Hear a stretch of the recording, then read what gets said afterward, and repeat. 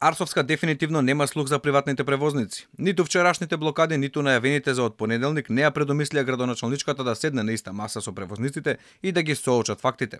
Па така од понеделник Скопје дефинитивно ќе е град на тотален сообраќаен хаос. Ленин Јовановски од Слобода превоз вели дека веќе е одлучено автобусите да ги паркираат на најголемите крстосници во метрополата.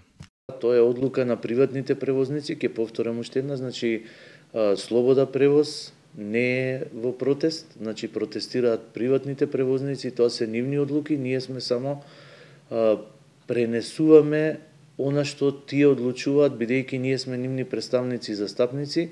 Градоначалничката неколку пати кажа дека договорите се раскинати затоа што приватните превозници одлучиле да ја укинат автобуската услуга, како и дека ќе има нов јавен повик за превозниците. Јовановски за Алфа истакна дека допис од градот Скопје, оти го раскинале договорот, до овој момент не пристигнал до нив. Смета дека градоначалничката не може да објави оглас каде што превозниците ќе се пријавуваат индивидуално, затоа што тоа ќе е спротивно на прописите издадени од градскиот совет. Тоа е еден процес кој што бара многу повеќе време отколку така избрзано кажување дека нешто ќе се прави вака или онака. Мислам дека и во тој став ќе ретерираат набрзо и ќе мора и дури да го огласат огласот, а сигурно за толку кратко време нема да го направат квалитетно и тој ќе падне.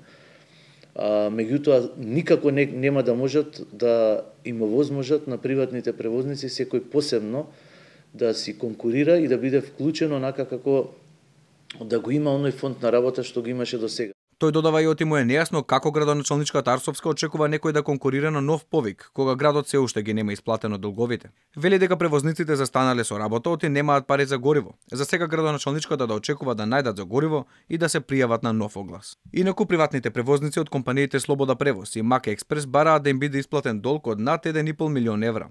Тие во знак на протест веќе еднаш ја блокираа крстосницата кај Мавровка, а вчера паркираа околу 200 автобуси на булеварот Елинденска. По денешниот одговор од Арсовска, во понеделник се очекува да бидат целосно блокирани крстосниците кај трговскиот центар Мавровка и Црвен крст, како и булеварот Елинденска.